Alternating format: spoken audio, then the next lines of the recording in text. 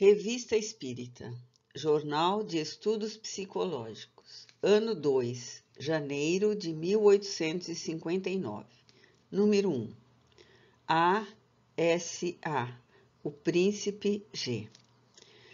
Príncipe, deu-me Vossa Alteza a honra de me dirigir várias perguntas relativas ao Espiritismo. Tentarei respondê-las até onde o permite o estado atual dos conhecimentos sobre a matéria, resumindo em poucas palavras aquilo que a respeito aprendemos pelo estudo e pela observação. As questões em causa baseiam-se nos próprios princípios da ciência. Para dar mais clareza à solução, é necessário ter em mente esses princípios. Permita-me, pois, considerar o assunto de um plano um pouco mais alto e estabelecer como preliminares certas proposições fundamentais que servirão, aliás, de resposta a algumas dessas perguntas. Fora do mundo corpóreo, visível, existem seres invisíveis que constituem o mundo dos espíritos. Os espíritos não são seres à parte, mas as próprias almas dos que viveram na Terra ou em outras esferas e que se despojaram de seus invólucros materiais. Os espíritos apresentam todos os graus de desenvolvimento intelectual e moral. Consequentemente, há os bons e maus, esclarecidos e ignorantes, levianos e mentirosos, velhacos e hipócritas, que procuram enganar e induzir ao mal, assim como os que há em tudo superiores, que não procuram senão fazer o bem. Esta distinção é um ponto capital. Os espíritos rodeiam-nos incessantemente. Malgrado nosso, dirigem os nossos pensamentos e as nossas ações, assim influindo sobre os acontecimentos e sobre os destinos da humanidade. Os espíritos, por vezes, denotam sua presença por meio de efeitos materiais. Esses efeitos nada têm de sobrenatural, só nos parecem tal porque repousam sobre bases fora das leis conhecidas da matéria. Uma vez conhecidas essas bases, os efeitos entram na categoria dos fenômenos naturais. É assim que os espíritos podem agir sobre os corpos inertes e movê-los sem o concurso dos nossos agentes externos. Negar a existência de agentes desconhecidos pelo simples fato de que não os compreendemos seria traçar limites ao poder de Deus e crer que a natureza nos tenha dito a sua última palavra. Todo efeito tem uma causa, ninguém o contesta. É, pois, ilógico negar a causa pelo simples fato de que é desconhecida. Se todo efeito tem uma causa, todo efeito inteligente deve ter uma causa inteligente.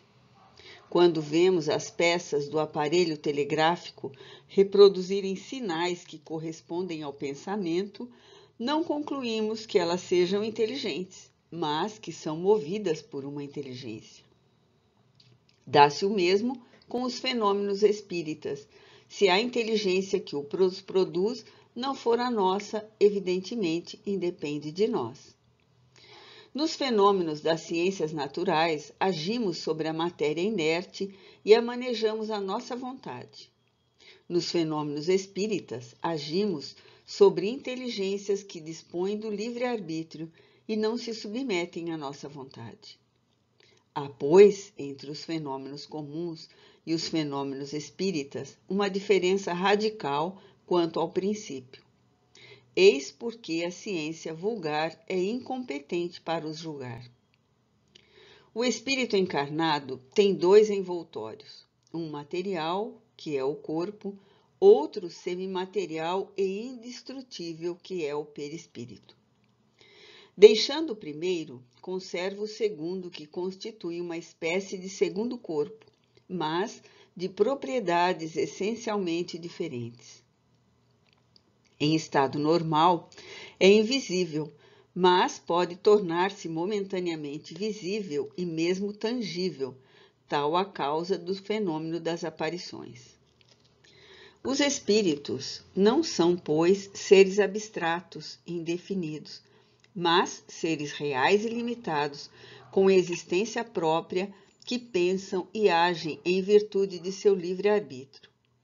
Estão por toda parte em volta de nós, povoam os espaços e se transportam com a rapidez do pensamento. Os homens podem entrar em relação com os espíritos e receber comunicações diretas pela escrita, pela palavra ou por outros meios.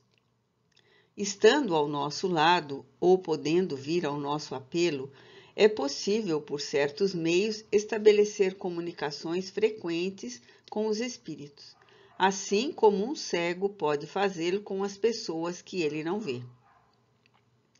Certas pessoas são mais dotadas que outras de uma aptidão especial para transmitir comunicações dos espíritos. São os médiuns. O papel do médium é o de intérprete, é um instrumento que se serve o espírito. Este instrumento pode ser mais ou menos perfeito, donde as condições mais ou menos fáceis. Os fenômenos espíritas são de duas ordens: as manifestações físicas e materiais e as comunicações inteligentes. Os efeitos físicos são produzidos por espíritos inferiores. Os espíritos elevados não se ocupam dessas coisas do mesmo modo que os nossos sábios não se entregam a trabalhos pesados. Seu papel é instruir pelo raciocínio. As comunicações tanto podem provir de espíritos inferiores quanto de superiores. Como os homens, os espíritos podem ser reconhecidos por sua linguagem. A dos espíritos superiores é sempre séria, digna, nobre e cheia de benevolência. Toda expressão trivial ou inconveniente, todo pensamento que choca a razão e o bom senso, que denota orgulho, acrimônia ou malevolência, emana necessariamente de um espírito inferior. Os espíritos elevados só ensinam boas coisas. Sua moral é a do Evangelho. Só pregam a união e a caridade, e jamais enganam. Os espíritos inferiores dizem absurdos, mentiras e, por vezes, até grosserias. A boa qualidade de um médium não está apenas na facilidade das comunicações, mas, sobretudo, na natureza das comunicações que recebe. Um bom médium é o que simpatiza com os bons espíritos e não recebe senão boas comunicações. Todos nós temos um espírito familiar que se liga a nós desde o nascimento e nos guia, aconselha e protege. Este é sempre um bom espírito. Além do espírito familiar, há outros que atraímos graças à sua simpatia por nossas qualidades e defeitos, ou em virtude de antigas afeições terrenas. Daí se segue que em toda reunião há uma porção de espíritos mais ou menos bons, conforme a natureza do meio. Os espíritos podem revelar o futuro? Os espíritos só conhecem o futuro em razão de sua elevação. Os inferiores nem o seu próprio futuro conhecem, e com mais forte razão ignoram a dos outros. Os espíritos superiores o conhecem, mas nem sempre lhes é permitido revelá-lo. Em princípio, e por um sábio desígnio da providência, o futuro nos deve ser oculto. Se o conhecêssemos, nosso livre-arbítrio seria entravado. A certeza do êxito nos tiraria a vontade de fazer qualquer coisa, porque não veríamos a necessidade de nos darmos a esse trabalho. A certeza de uma desgraça nos desencorajaria. Contudo, casos há em que o conhecimento do futuro pode ser útil. Entretanto, jamais poderemos ser juízes de tais casos. Os espíritos nos revelam quando o julgam conveniente e quando têm a permissão de Deus. Então o fazem espontaneamente e nunca a nosso pedido. Devemos esperar a oportunidade com confiança e, sobretudo, não insistir no caso de recusa, pois, do contrário, arriscar-nos-íamos a tratar com espíritos levianos que se divertem à nossa custa. Os espíritos podem guiar-nos mediante conselhos diretos nas coisas da vida? Sim, podem e o fazem de boa vontade. Diariamente, tais conselhos nos chegam pelos pensamentos que nos sugerem. Com frequência, fazemos coisas cujo mérito levamos ao nosso crédito, quando realmente não passam de uma inspiração que nos foi transmitida. Ora, como somos rodeados de espíritos que nos influenciam, estes num sentido, aqueles em outro, temos sempre o nosso livre-arbítrio para guiar-nos na escolha. E é para nós uma felicidade quando preferimos o nosso gênio bom. Além dos conselhos ocultos, podemos obtê-los diretamente através de um médium. Mas é este o caso de recordar os princípios fundamentais que acabamos de emitir. A primeira coisa a considerar é a qualidade do médium, quando não somos nós próprios. Um médium que só recebe boas comunicações, que por suas qualidades pessoais só se afina com os bons espíritos, é um ser precioso do qual podem esperar-se grandes coisas, desde que o secundemos na pureza de suas próprias instruções e o empreguemos convenientemente. Direi mais, é um instrumento providencial. O segundo ponto, não menos importante, consiste na natureza dos espíritos a que nos dirigimos. Não devemos crer que possamos ser guiados pelo primeiro que se apresente. Enganarmos-se-ia redondamente aquele que nas comunicações espíritas visse apenas um meio de adivinhação e no médium um leitor de buena dicha. É preciso considerar que no mundo dos espíritos temos amigos que se interessam e que são mais sinceros e mais devotados do que os que tomam esses títulos aqui na Terra, os quais não têm nenhum interesse em nos adular ou nos enganar. São, além de nosso espírito protetor, parentes ou pessoas que nos foram afeiçoadas, ou espíritos que nos querem bem por simpatia. Quando chamados, vêm de boa vontade e mesmo quando não são chamados. Muitas vezes os temos ao nosso lado, quando não os suspeitamos. É a estes que podemos pedir conselhos diretamente pelo médium e o recebemos mesmo espontaneamente. Fazem-no, sobretudo, na intimidade, no silêncio e quando não perturbados por alguma influência estranha. São, aliás, muito prudentes e nenhuma indiscrição devemos temer de sua parte. Calam-se quando há ouvidos demais. Fazem-no ainda mais espontaneamente quando em comunicação frequente conosco. Como dizem apenas coisas adequadas e oportunas, devemos esperar sua boa vontade e nunca imaginar que à primeira vista venham satisfazer a todos os nossos pedidos.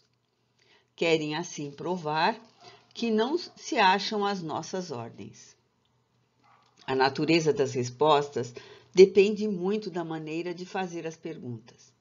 É necessário aprender a conversar com os espíritos, assim como aprendemos a conversar com os homens. Em tudo é preciso experiência. Por outro lado, o hábito faz que os espíritos se identifiquem conosco e com o médium. Os fluidos se combinem e as comunicações sejam mais fáceis, então, entre eles, e nos se estabelecem conversas realmente familiares. Aquilo que não dizem hoje, dirão amanhã. Habituam-se à nossa maneira de ser como a nós a eles. Ficamos reciprocamente mais à vontade. Quanto à interferência de maus espíritos e de espíritos enganadores, o que constitui o grande obstáculo, A experiência nos ensina a combatê-los e eles podem sempre ser evitados. Se não lhe damos guarida, eles não vêm porque sabem que vão perder o tempo. Qual poderá ser a utilidade da propagação das ideias espíritas? Sendo o Espiritismo a prova palpável e evidente da existência, da individualidade e da imortalidade da alma, é a destruição do materialismo, essa negação de toda a religião, essa chaga de toda a sociedade. O número de materialistas que ele trouxe a ideias são mais sãs e considerável e aumenta todos os dias. Só isso representa um benefício social. Ele não somente prova a existência da alma e a sua imortalidade, como ainda mostra o seu estado feliz ou desgraçado, conforme os méritos desta vida. As penas e recompensas futuras deixam de ser uma teoria para tornar-se um fato patente aos nossos olhos. Ora, como não há religião possível sem a crença em Deus, na imortalidade da alma, nas penas e recompensas futuras, o Espiritismo reaviva essas crenças nas pessoas nas quais ela está apagada. Resulta daí que ele é o mais poderoso auxiliar das ideias religiosas. Ele dá religião aos que não a possuem, fortifica-o nos que a têm vacilante, consola pela certeza do futuro, faz suportar consciência e resignação as tribulações desta vida e desvia o pensamento do suicídio, ideias que naturalmente repelimos quando lhe vemos as consequências. E é por isso que os que penetraram em seus mistérios sentem-se felizes. Para estes, o Espiritismo é a luz que dissipa as trevas e as angústias da dúvida. Se considerarmos agora a moral ensinada pelos espíritos superiores, veremos que é toda evangélica. Basta dizer que prega a caridade cristã em toda a sua sublimidade. E ainda faz mais, porque mostra a sua necessidade, tanto para a felicidade presente como para a futura, pois as consequências do bem e do mal que fazemos estão aos nossos olhos. Reconduzindo os homens aos sentimentos de seus deveres recíprocos, o Espiritismo neutraliza o efeito das doutrinas subversivas da ordem social. Essas crenças não poderiam ser um perigo para a razão? Todas as ciências não forneceram ao seu contingente para os asilos de alienados? E por isso devem ser condenadas? Não estão largamente representadas entre elas as crenças religiosas? Seria justo, por isso, proscrever a religião? Conhecemos o número de loucos produzidos pelo medo do diabo? Todas as grandes preocupações intelectuais conduzem à exaltação e podem reagir prejudicialmente sobre o cérebro fraco. Teríamos razão de ver no Espiritismo um perigo especial se ele fosse a causa única ou mesmo preponderante dos casos de loucura. Faz-se um grande barulho em torno de 2 ou 3 casos que, noutras circunstâncias, teriam passado despercebidos. E, além disso, não se levam em conta as causas predisponentes anteriores. Eu poderia citar outros casos em que as ideias espíritas, bem compreendidas, sustaram o desenvolvimento da loucura. Em resumo, o Espiritismo não oferece, a tal respeito, mais perigo do que 1001 causas que a produzem diariamente.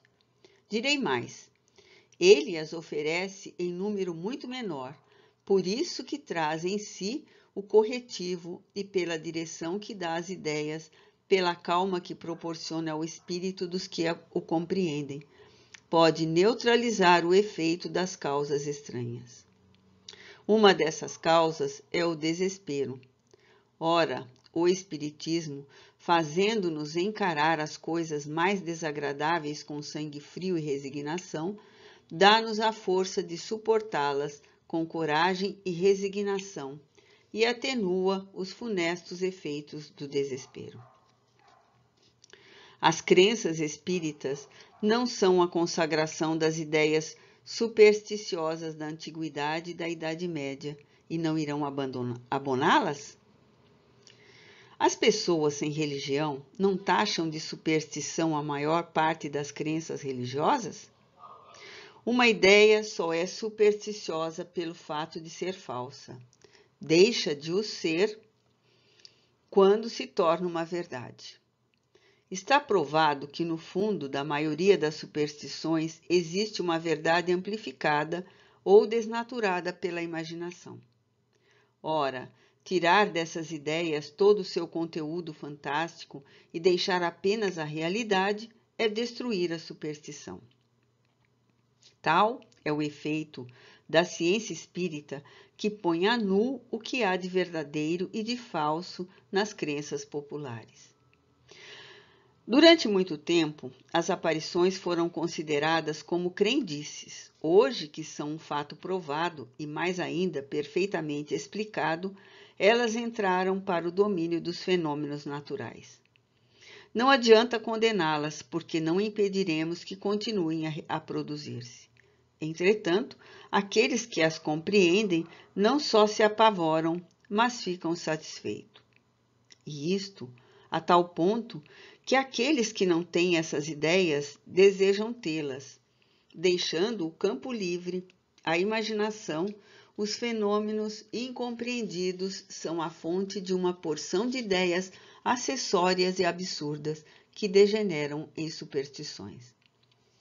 Mostre-se a realidade, explique-se a causa e a imaginação se detém no limite do possível. O maravilhoso, o absurdo e o impossível desaparecem e com eles a superstição. Tais são, entre outras, as práticas cabalísticas, a virtude dos signos e das palavras mágicas, as fórmulas sacramentais, os amuletos, os dias nefastos, as horas diabólicas e tantas outras coisas cujo ridículo o Espiritismo bem compreende e demonstra. Tais são, príncipe, as respostas que me pareceram devidas às perguntas com que Vossa Alteza me honrou. Sentir-me-ei feliz se elas vierem corroborar as ideias de que Vossa Alteza já possui sobre essa matéria e induzirem Vossa Alteza a aprofundar uma questão de tão elevado interesse. Mais feliz ainda se meu concurso ulterior puder ser de alguma utilidade. Com o mais profundo respeito, sou de Vossa Alteza muito humilde e muito obediente servidor. Allan Kardec. Adrien, médium vidente. 2. Desde a publicação de nosso artigo sobre o médium vidente Sr. Adrien, grande número de fatos nos são comunicados confirmando nossa opinião de que esta faculdade, bem como outras faculdades mediúnicas, é mais comum do que se pensa. Nós já tínhamos observado numa porção de casos particulares e, sobretudo, no estado sonambúlico. O fenômeno das aparições é hoje um fato comprovado e, podemos dizer, frequente, sem falar dos numerosos exemplos oferecidos pela história profana e pelas sagradas escrituras. Muitos dos que têm sido relatados ocorreram pessoalmente com os nossos informantes. São, porém, quase todos fortuitos e acidentais. Ainda não tínhamos visto ninguém em que tal faculdade fosse, de algum modo, um estado normal. No Sr. Adrien, ela é permanente. Por toda a parte onde ele se ache, a população oculta, que formiga em volta de nós, lhe é visível, sem que ele a chame. Ele representa para nós o papel de um vidente em meio a uma população de cegos.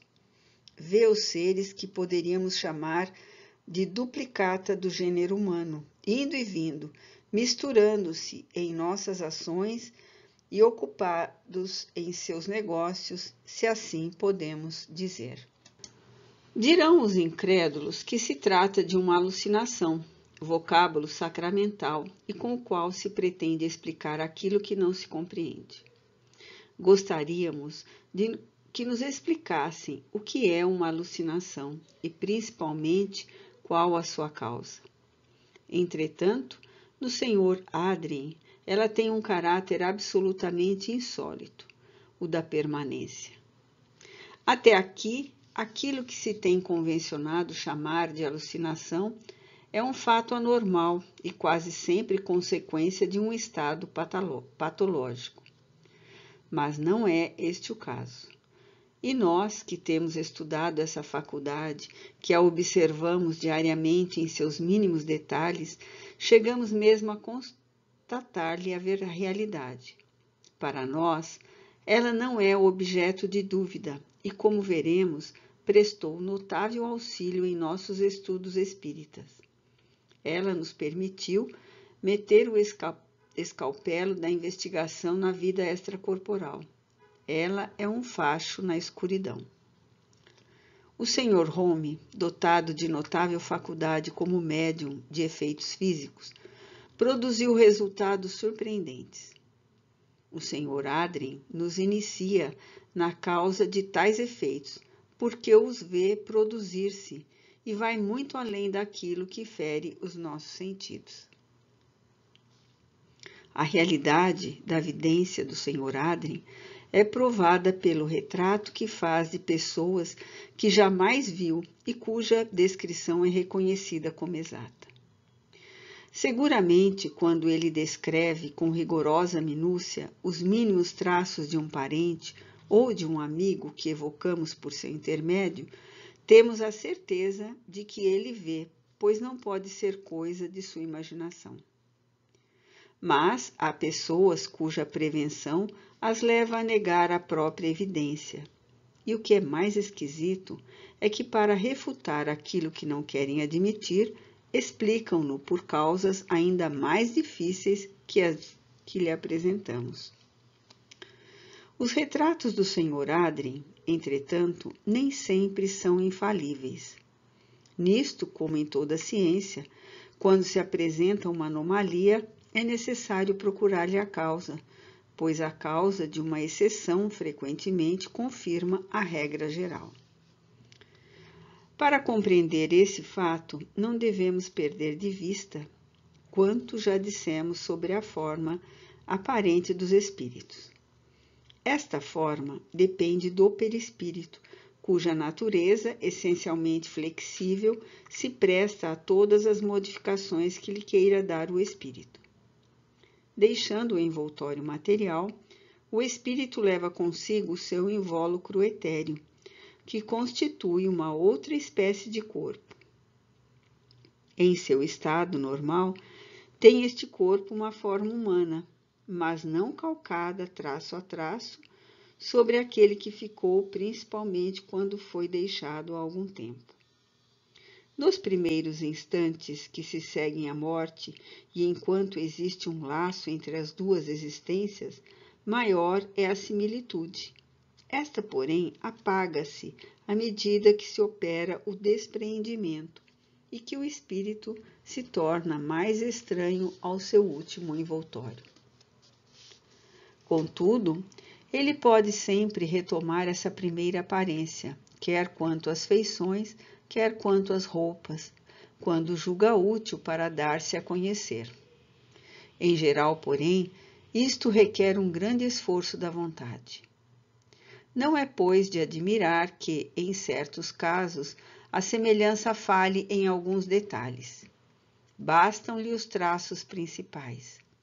Também para o médium, essa investigação não é feita sem certo esforço, que se torna penoso quando muito repetido. As visões comuns não lhe causam nenhuma fadiga, por isso que ele não se preocupa senão com as generalidades. É o que acontece quando vemos uma multidão. Vemos tudo. Todos os indivíduos se destacam aos nossos olhos com seus traços distintos, sem que, entretanto, esses traços nos impressionem tanto que os possamos descrever. Para os precisar, é necessário concentrar nossa atenção sobre os menores detalhes que desejamos analisar. Apenas com a diferença que, em circunstâncias ordinárias, o olhar desce sobre uma forma material e invariável, enquanto na visão ela repousa sobre uma forma essencialmente móvel e modificável pelo mais simples efeito da vontade. Saibamos, pois, tomar as coisas como elas são. Consideremo-las em si mesmas e em função de suas propriedades. Não esqueçamos que no Espiritismo não lidamos com a matéria inerte, mas com a inteligência que possuem o livre-arbítrio, e que, consequentemente, não podemos submeter ao nosso capricho nem fazê-las agir à nossa vontade, como se movêssemos um pêndulo. Toda vez que quisermos tomar nossas ciências exatas como ponto de partida nas observações espíritas, extraviar-nos-emos. Por isso, a ciência comum é incompetente em tal assunto. É exatamente como um músico que quisesse julgar a arquitetura do ponto de vista musical. Revela-nos o Espiritismo uma nova ordem de ideias, de novas forças, de novos elementos, de fenômenos que absolutamente não se baseiam naquilo que conhecemos. Saibamos, pois, a fim de o julgar, despojar-nos de nossos preconceitos e de qualquer ideia preconcebida. Sobretudo, compenetremo-nos desta verdade.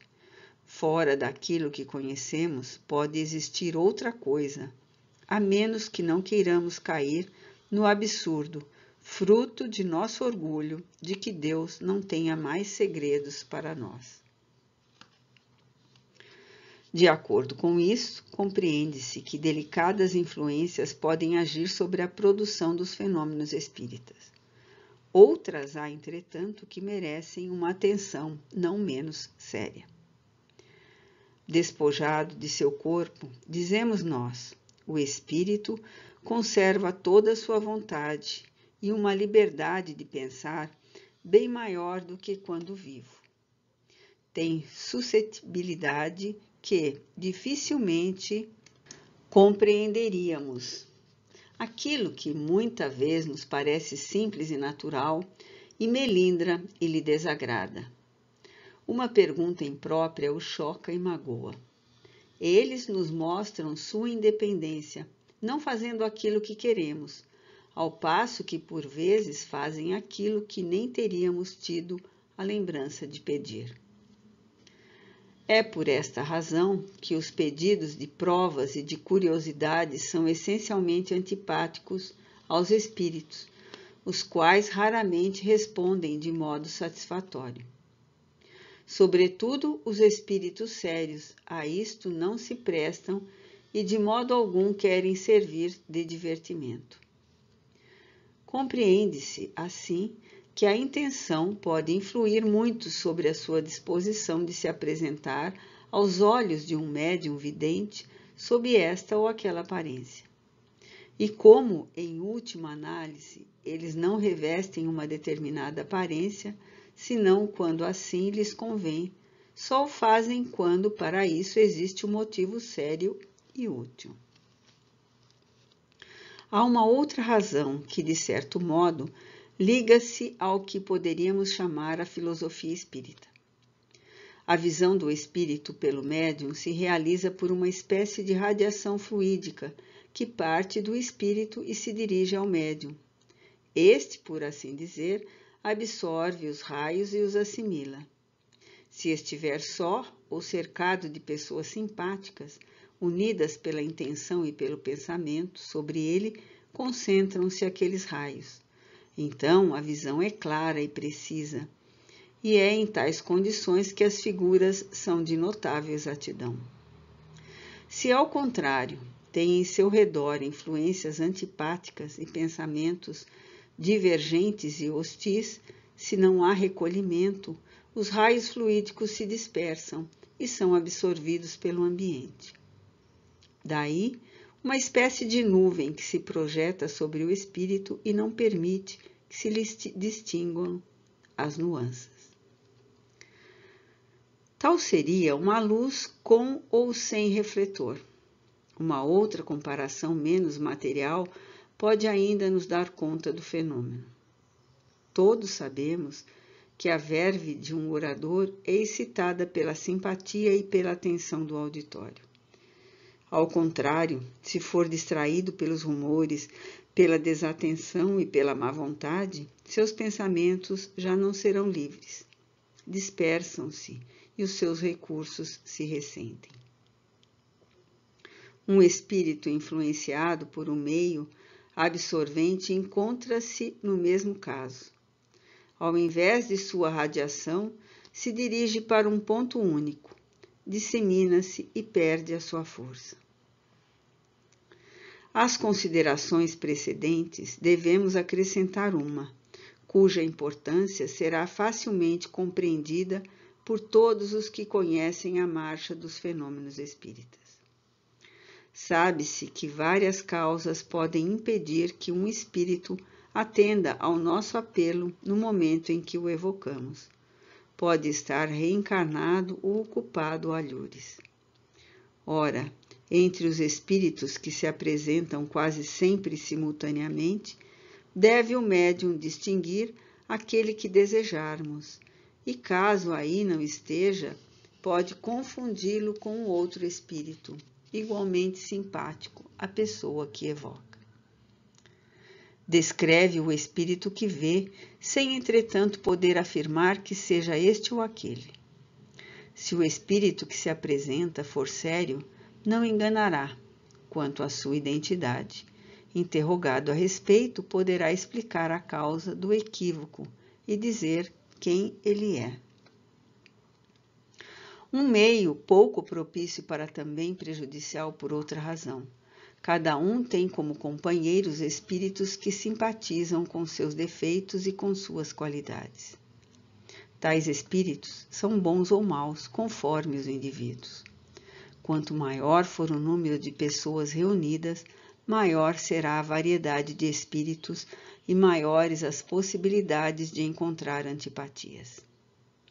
Se, pois, na reunião houver pessoas hostis, quer por pensamentos difamantes, quer pelo caráter leviano ou por sua incredulidade sistemática, por isso mesmo atrairão espíritos pouco benevolentes, que por vezes entravam as manifestações de toda a natureza, tanto escritas quanto visuais. Daí a necessidade de nos colocarmos nas mais favoráveis condições se quisermos manifestações sérias. Quem quer o fim, quer os meios. As manifestações espíritas não são coisas com as quais possamos brincar impunemente. Se quiserdes coisas sérias, sede sérios na mais rigorosa acepção do vocábulo. Do contrário, sereis joguetes de espíritos levianos que se divertirão à vossa custa.